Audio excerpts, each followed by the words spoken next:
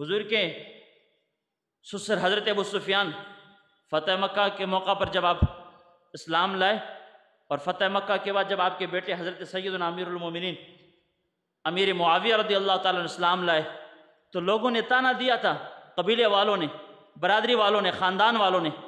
کہ سفیان کے بیٹے اس محکمے میں چلے گئے ہو جہاں بھوک ہی بھوک ہے، جہاں پیاس ہی پیاس ہے، جہاں پریشانیاں ہیں، جہاں غموں کے سوا کچھ بھی نہیں ہے، اس کی طرف گئے ہو، اس محبوب کا کلمہ پڑھا ہے۔ امیر معاویہ نے ایک ہی جواب دیا تھا، کائنات ساری ہاتھوں سے ہاتھ چلی جائے پر آمنہ کے لال کا دامن ہاتھوں سے نہ چھوٹے۔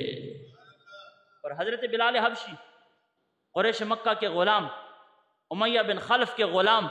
جنہوں نے پتھر کھائے، جنہوں نے گالم گلوچ برداشت کی، جنہوں نے اذیتیں برداشت کی، جنہوں نے آگ کے انگارے برداشت کیے، جنہوں نے مکہ کی گلیوں میں گھسٹنا برداشت کیا ہے، ہر تکلیف برداشت کر کے جب کہا جاتا تھا بلال، اے بلال تو حبشہ کے غلام تو کیا چاہتا ہے، اس محبوب کو چھوڑتا ہے کہ نہیں چھوڑتا؟ فرماتے تھے ایک جان پلے باقی ہے، خاندان چھوڑ دیا، کنبہ چھوڑ دیا، دیش چھوٹ گیا اور آبائی وطن چھوڑ دیا ہے، سب کچھ چھوڑ کے تیرے مصطفیٰ پہ آ گیا ہوں، اب جان باقی ہے، جان لے سکتے ہو تو مکہ والو جان لے لو، محمد کا کلمہ نہیں چھوڑ سکتا ہے۔